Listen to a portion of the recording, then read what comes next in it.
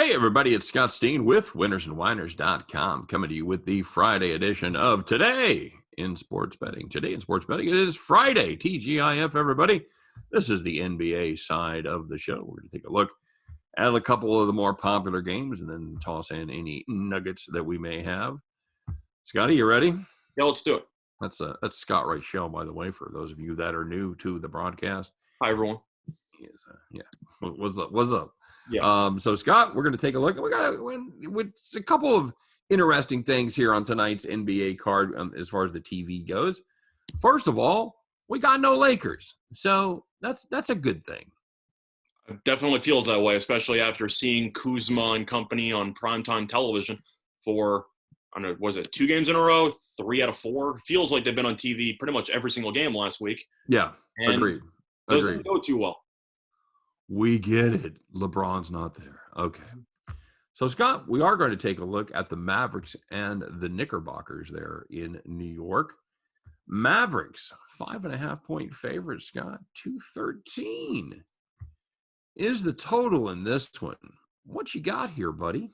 Well, for this one, you kind of have to at least talk about what's currently going on with the Knicks. They blew a massive lead against Minnesota on the road in their last game. Of course, I know we both had a play on the under, which was a fun time. But at the end of that game, R.J. Barrett tried the game-winning jumper, and he ended up being short. Also got injured on the last play. Hurt his leg a little bit, currently questionable for this game, which is why you have seen some money coming on Dallas, because there is the expectation that Barrett is not going to play. Also explains why you have seen a lot of under money coming in up to this point.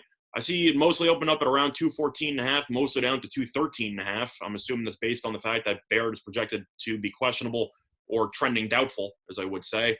For this matchup, though, with the Knicks play and the fact that Dallas likes to play slow, don't you kind of just assume the under is still probably a solid play? The Knicks have been an under machine, my friend. We've talked about it early and often. I had a play on it last time they were out.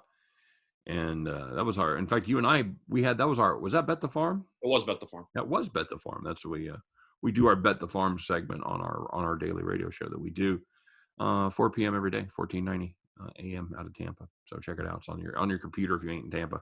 But anyway, Scott, shameless plug aside, the unders cashed 7 of the last 8 for the Knicks. Knicks still doing it with defense, baby. They are absolutely studly on the defensive side. You know, there was some advanced stats that said the Knicks were going to get a little worse after the All-Star break as far as their defense goes, and they have got a little worse, about 0.3 points per game. So they've been very, very good.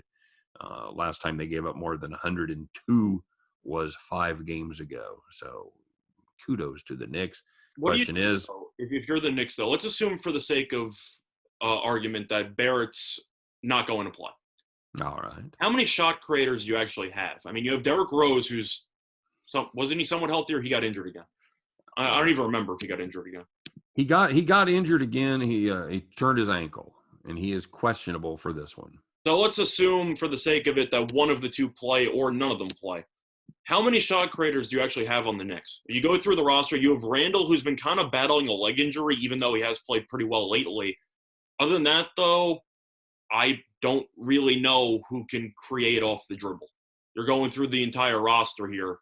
Not many choices. You have Quickly, who can come off the bench and produce. Other than that, though, you're going to trust Alfred Payton to take 10 shots a game? We've talked about That's what I'm saying. You don't have any options. Lot. Yeah, they don't. They don't have a true point, and it's not good. It's not good. But somehow the defense keeps them in it, Scott. This is they are 28th in scoring, so it's obvious that they don't have a lot of shot creators. They don't have a lot of guys that can make shots, and yeah, they tend to struggle on the offensive side of the ball. Dallas, like you noted, actually been playing some defense lately. That's kind of they gave up a $125 to Portland. They gave up 112 to New Orleans, but you know that's going to happen when you play those teams because you're going to have so many opportunities to score. But they've seen the under cash in 3 of their last 4, and they've been a fairly good under team lately. 7 of 8 of 11 of cash. So I think it's obvious, Scott. We play the over here. Yeah, I definitely as the contrarian play. No, but looking at just both of these teams, Dallas ranks tied for 22nd in pace. New York's dead last. So you know that these teams aren't exactly going to try to sprint for fast breaks. I expect this game to be low scoring. I really like the under here. I think if Barrett does not play, I'd also like the Mavericks, but I'm not going to gamble on that injury stuff. Whether Barrett plays or not, the Knicks have been a great under team anyway. And if Barrett doesn't play, they probably won't score 100. So I feel like we're on the same page here. I feel like you have to play the under here.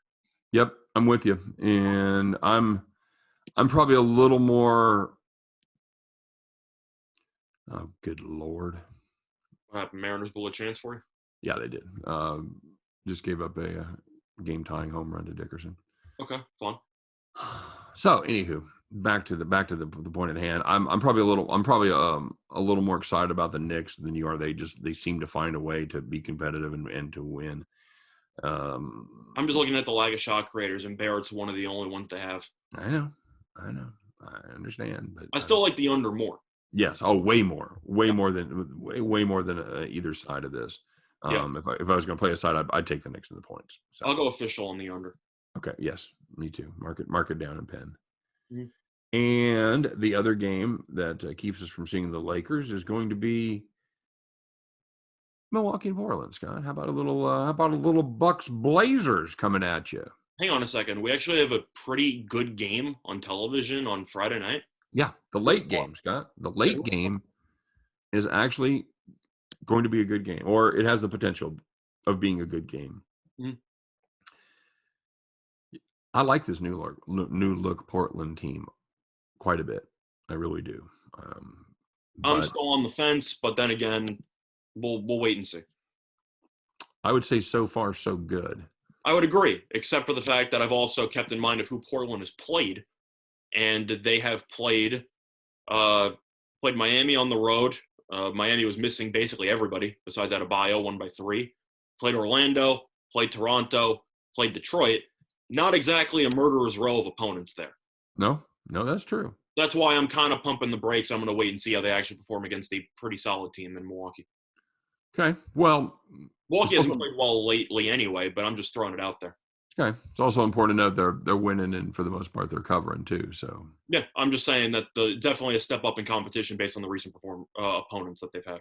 But also been playing pretty good ball has been Milwaukee. Now they have stumbled here a little bit lately, losing 3 of their last 4, but they'd run off 8 straight wins before that little mini losing streak there, and they got back on the right side of the ledger the other night, kind of golly-womping the Lakers by 15. So this has the potential to be a very good game. I've got I do have a play on the premium side, so I'm probably leaning as far as a total goes.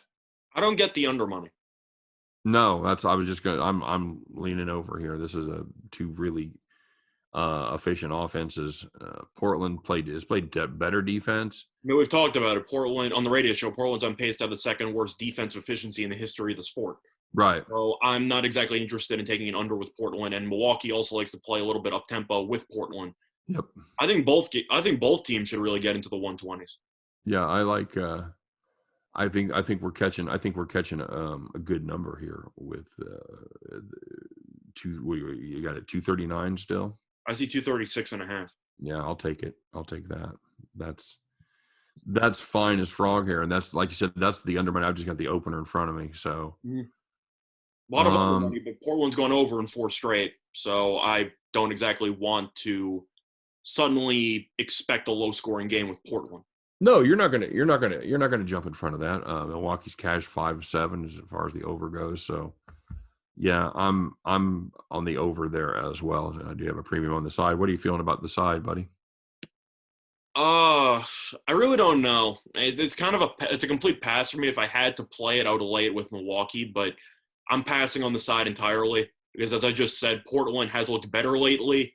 This team has played absolutely nobody. So I'm not going to suddenly overreact that this trade for Norman Powell worked out. Of course, Powell's a good player, good scorer. The defense is still a disaster. But I'm going to have to wait it out and see how Portland plays against better competition. Okay. All right, good enough. I don't want to make a cop-out, but I feel like I kind of have to in that spot. Yeah, well, I wasn't going to say anything, but I said I'd lean Milwaukee if I had to, so I avoided I half copped out. I just call the cop out. Yeah, I just copped. That's all I did. I didn't out. I just copped it. Anything else got your attention tonight? Anything else you're in love with? Not Can I particularly. interest you in some Lakers Sacramento? How about Kings as a 4.5 point favorite against the Lakers? Not exactly interested. Take a picture of that line. I'm expecting a lot of under money coming in because the Lakers, of course, are the king of the unders. So we'll see what happens there. These teams did play, though, without LeBron AD about a month ago, and that game flew over. So I am kind of curious how that game's going to play out. But the one game I actually am kind of curious about, maybe not from a betting, but just to talk about. Yeah, I'm assuming, I don't know if you have a premium on this, Golden State -3.5 against Toronto. No. I know Golden State played yesterday, but how am I supposed to take Toronto? Is Toronto like an official untouchable at this point for bettors? How are you supposed to bet on them? They're getting there. I mean, they still won by 10. What's that? Oklahoma City was missing half their players. They still won by 10. Yeah, this team is just playing really bad basketball right now. But you know what? Golden State is too. So correct. I don't know how you. I guess it's the battle of the battle of the lessers. So I'm assuming you would agree, though, that if you had to play, you'd have to lay with Golden State. Like, I just don't see how you can take Toronto and feel confident at all.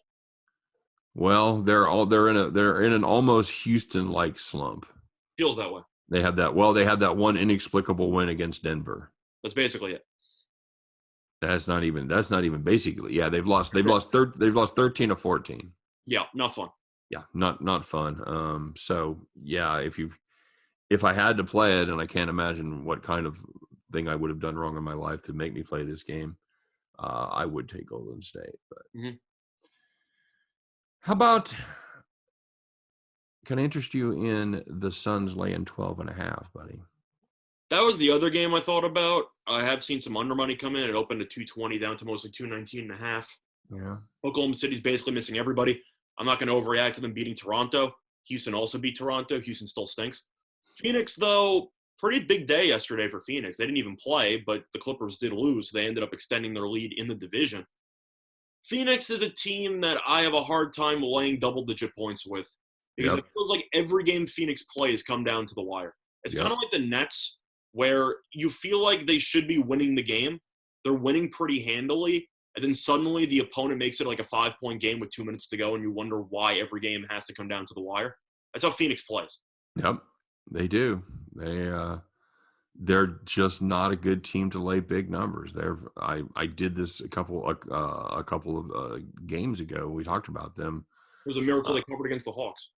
Yeah, when they were they're just, you give them 9 or better as a dog, and they are not good, buddy. As a favorite, they're not it's not fun to. Or as a favorite, sorry, yeah. It's not fun to lay that many points with the Sun. So I'm gonna pass, but I'd probably lean under. If you assume that Oklahoma City is going to conform to Phoenix's pace, then you should see a pretty low-scoring game. But it really depends on how engaged Phoenix actually is, and if they can actually keep the defensive pressure up for, let's be real, 40 minutes, let alone 48 minutes. Yeah, agreed. All right. Well, that's a pretty good look at the card, and yeah, it's not a bad card. There's some interesting games out there, some good money-making opportunities. So if you guys got anything that you're on, drop in the comment section. Let's see if you got any great plays cooked up. And, of course, if you haven't already done so, subscribe to our YouTube channel. Don't forget to give us a like on the video. We'd appreciate it, as always. And check out Winners and Winers for all your deep dives into every game, every day. You know the drill. Always free. Get over there at winnersandwiners.com. For myself, for Scott Reichel, for all of us over here at Winners and Winers, we appreciate you guys watching today. Wish you nothing but the best of luck today. Hope every one of those tickets in your pocket turns into cash money back at the window. You guys have a great day, and we'll see you next time on Today in Sports Betting.